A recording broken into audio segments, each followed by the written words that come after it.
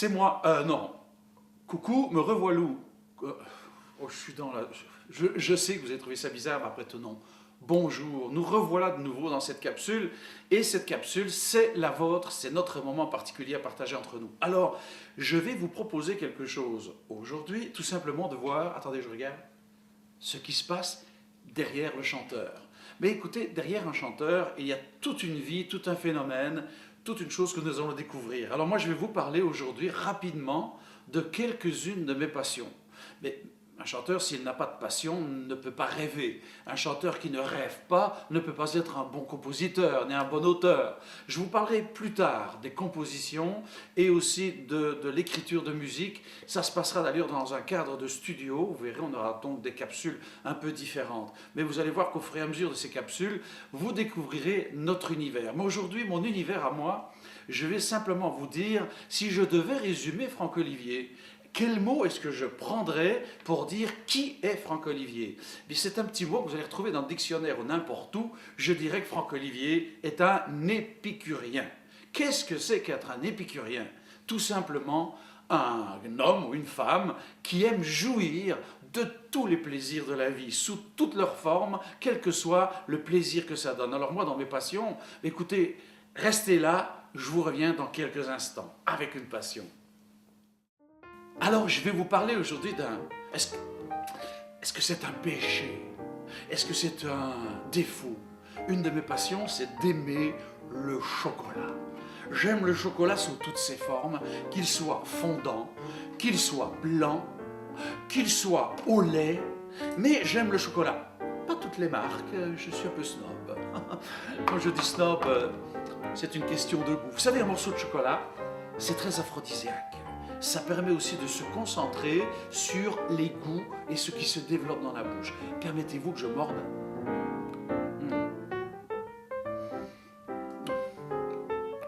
C'est ça, jouir de la vie, n'est-ce pas? Alors le chocolat, péché, passion, je dirais beaucoup de joie que d'apprécier le bon chocolat.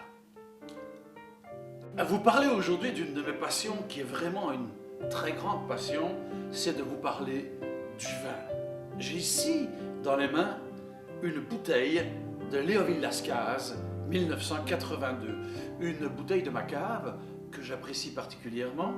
Et si vous vous rappelez, peut-être pas du nom du vin Léoville Lascaz, vous irez voir le film, je crois que c'était La Grande Bouffe, quelque chose, ou le restaurant, je ne sais plus, avec De Funès, quand il parle de ce vin qui a vieilli sur les coteaux, il parlait d'un Léoville Lascaz d'ailleurs, et c'est donc un de mes vins favoris. Vous parlez des vins, c'est parce que je pense qu'aujourd'hui, quand on me demande qu'est-ce qui peut te faire plaisir, Franck, bien tout simplement, une bonne bouteille de Bordeaux, ça me réjouit. Bien sûr que j'apprécie cela avec un bon repas, car l'épicurien que je suis aime la cuisine, mais nous aurons l'occasion dans nos capsules de parler de cuisine. On a déjà parlé de chocolat, on vient parler de vin. Il y en a bien d'autres encore à parler. Je vous parlerai d'ailleurs dans les prochaines aussi capsules de comment on peut apprécier le vin, comment on peut déguster un vin, comment ouvrir une bouteille de vin, pourquoi décanter un vin, toute une passion pour un chanteur qui est assez extraordinaire parce que quand on a un bon verre de vin et une bonne assiette, c'est très inspirant pour écrire des chansons. Et puis après tout, j'ai un ami, tiens, il faudrait que je vous le présente, il s'appelle Jacques Auron. Si un jour vous avez l'occasion de le rencontrer, il écrit des livres, un grand œnologue, un passionné de vin qui parle dans le monde entier.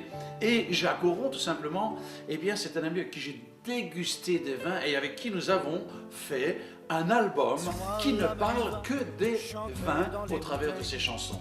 Alors, je vous ai présenté une bouteille Léoville Lascaz, je vous reviens avec une ou deux bouteilles, bougez pas, je vais vous présenter tout de suite d'autres vins, mais attendez, je reviens. Un champ plein de lumière et de fraternité. Je vous parlais de Jacques Auron, c'est un ami. Bien, j'ai ici un ouvrage de Jacques Auron qui s'appelle Entre les vignes. Il en écrit pas mal de livres d'ailleurs à ce sujet-là. Et c'est un grand ami avec qui j'ai passé des moments extraordinaires au Québec. Je le salue en passant s'il voit les capsules. Et puis Jacques, tes livres sont superbes, je les recommande à tout le monde. Profitons d'ailleurs de cette capsule pour te faire un peu de publicité parce que, encore une fois, j'ai lu tes livres, j'ai lu celui-ci, je l'ai parcouru, c'est assez génial, tes anecdotes sont super, croustillantes, c'est merveilleux. Mon Jacques, je te salue. Alors, découvrez Jacques Auron au travers de ses ouvrages. Je vous ai présenté tout à l'heure un Léoville Lascaz, J'ai ici dans les mains un pape Clément. Alors c'est un pape Clément, c'est un château très très extraordinaire de 1986. C'est un vin qui vient de la région des Graves, donc c'est une autre région de Bordeaux. Si vous le voulez découvrir un jour les vins, il faut savoir qu'à Bordeaux il y a les Saint-Émilion, les Graves, les Pomerol, les Médoc, les Saint-Estèphe. D'ailleurs, pour vous parler de Saint-Estèphe, j'ai ici une bouteille de Château Montrose 1983. Vous dire quand je vais les boire, je ne le sais pas. Ça va dépendre de ce que je vais manger. Et encore une fois, quand je les boirai, je vous ferai un clin d'œil parce que c'est vraiment un moment jouissif que de boire un bon vin. Ceci est un La Grâce Dieu. J'aime bien le nom puisque c'est un vin qui inspire la spiritualité. C'est celui que je vais boire ce soir. Ah, il est de 1981. Il faut savoir que dans les vins de Bordeaux, il y a des années qui sont plus extraordinaires que d'autres. 81 n'est pas une année somptueuse, elle est moins bonne que 82, mais supérieure à 1980. Chaque année dans les vins de Bordeaux, on peut découvrir que les millésimes ont leur particularité en fonction de l'ensoleillement, des jours de pluie, mais c'est important quand on achète un Bordeaux de regarder si on est dans une bonne année, surtout pour le vieillissement. Parce que si ce n'est pas une bonne année, le vin en vieillissant va se tuiler, il va perdre de sa matière et il va tout doucement s'estomper et nous donner une espèce de piquette invraisemblable. Même dans les grands crus, c'est assez rare de trouver un vin dans une mauvaise année qui vieillisse.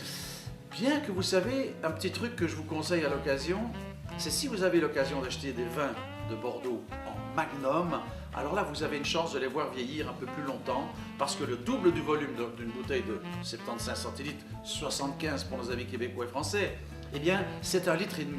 J'ai appris, grâce à Claude François, à acheter des magnums, j'en ai beaucoup encore dans ma cave et c'est ce que je bois régulièrement. Et j'ai découvert que des années moins puissantes gardaient dans un magnum beaucoup de leur caractère, de leur générosité, de leur tanin. Et ça, c'est un plaisir d'épicurien. Nous avons donc parlé du vin qui était une passion, on a parlé du chocolat, on a parlé un peu de cuisine. Comme je vous l'ai promis, nous aurons une recette, je vous montrerai comment la faire dans mes capsules. Mais je pense que vous vous intéressez aussi surtout à l'artiste, le chanteur, le passionné de musique, parce que c'est ce qui vous intéresse. Écoutez, dans les concerts, je suis un homme qui est disponible pour tous mes fans.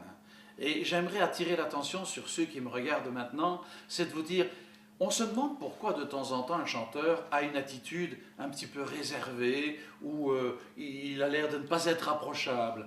Je voudrais vous dire à nous, nos amis, que ce n'est pas du tout être orgueilleux que de vouloir se mettre à l'écart. C'est tout simplement que dans ce métier, avant un spectacle, on se concentre.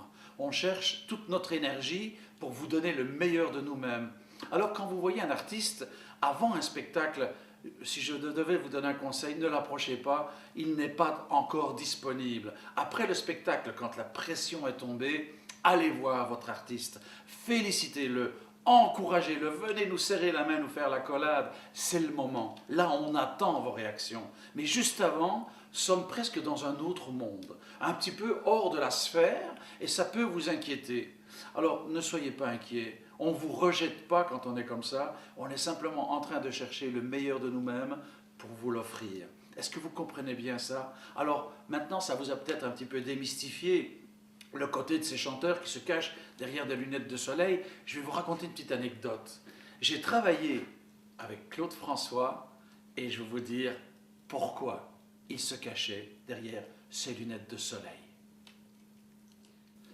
Je vous ai parlé tout à l'heure de Claude François, avec qui j'ai travaillé pendant 2 ans pratiquement dans ma vie.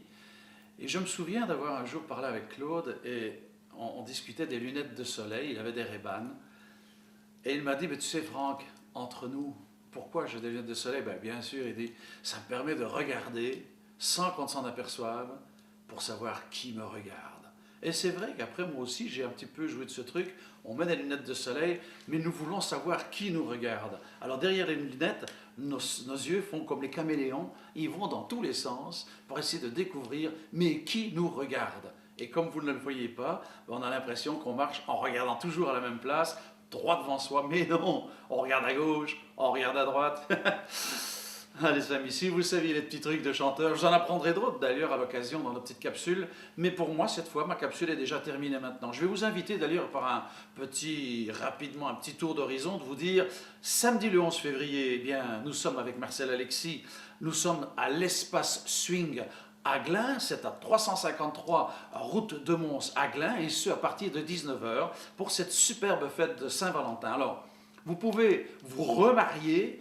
Nous ne vous marierons pas, on va vous remarier de préférence. Mais si vous voulez faire un mariage sympa avec la personne avec qui vous êtes en disant écoute, je t'épouse, mais c'est un mariage qui ne dure qu'un an, sur un diplôme d'amour. Donc on vous donne un diplôme valable pour une année. Et l'année d'après, on refera une Saint-Valentin, vous pouvez revenir re-signer. Alors c'est un engagement avec une suite, c'est comme un bail. Vous acceptez de partager votre vie avec une personne pendant une année, même si vous ne la partagez pas. C'est le coup du gag de se faire unir par un aumônier qui sera là, un aumônier à nous bien sûr, et vous aurez aussi le plaisir de pouvoir vous fiancer, de faire votre déclaration à celle ou celui que vous aimez, ou même, si vous n'êtes pas en amour avec une personne, vous avez certainement une grande amitié avec quelqu'un à qui vous voudriez témoigner par un diplôme d'amitié. Eh bien, la Saint-Valentin, c'est aussi la fête de ceux qui s'aiment d'amitié. Alors, venez nous voir le 11 février à Glun, à l'Espace Swing, 353 route de Mons, et ce, à partir de 19 h.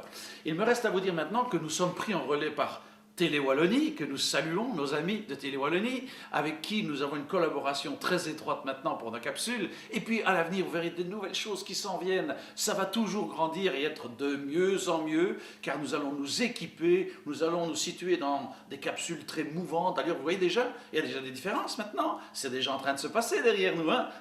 Ça, c'est le travail de Marcel Alexis, qui fait les montages. Je la salue et je lui dis bravo. Vous avez aussi un fan club, ne l'oublions pas. Ce fan club est très important pour nous. J'aimerais que vous fassiez partie de ma grande famille et celle de Marcel Alexis, puisque vous avez l'occasion de voir ces capsules. Mais comment en faire partie? Vous tapez www.francolivier.info, ça vous compris? www.francolivier.info, et puis vous allez découvrir qu'il y a tout un site avec toute l'historique de ma vie, plein de choses, des livres, des disques, des 45 tours en plastique vinyle qu'on ne trouve plus nulle part, que vous pouvez obtenir par chez nous. Et puis, je réponds à vos questions. Je n'ai pas eu de questions particulières sur Facebook cette semaine, donc j'ai rien à vous apprendre de nouveau, d'autres que vous m'ayez demandé. Mais si vous avez une question, quelle qu'elle soit, qui vous brûle les lèvres, vous me l'envoyez sur Facebook, sur fanclubfrancolivier@hotmail.com aussi, fanclubfrancolivier@hotmail.com. Je prends la question, je vous promets que je réponds à toutes les questions, quelles qu'elles soient. Ceci avec beaucoup de simplicité, et aussi je vous demande quand même le respect des personnes que nous sommes, de ne pas me poser des questions trop indiscrètes. Il y a des choses qui se disent et d'autres qui ne se disent pas. Un artiste, c'est ça. Je pense que vous avez aujourd'hui un petit peu mieux cerné ma personne, mes passions, le chocolat, le vin, et puis un épicurien, c'est celui qui jouit du plaisir de vous parler. Aujourd'hui, à la semaine prochaine.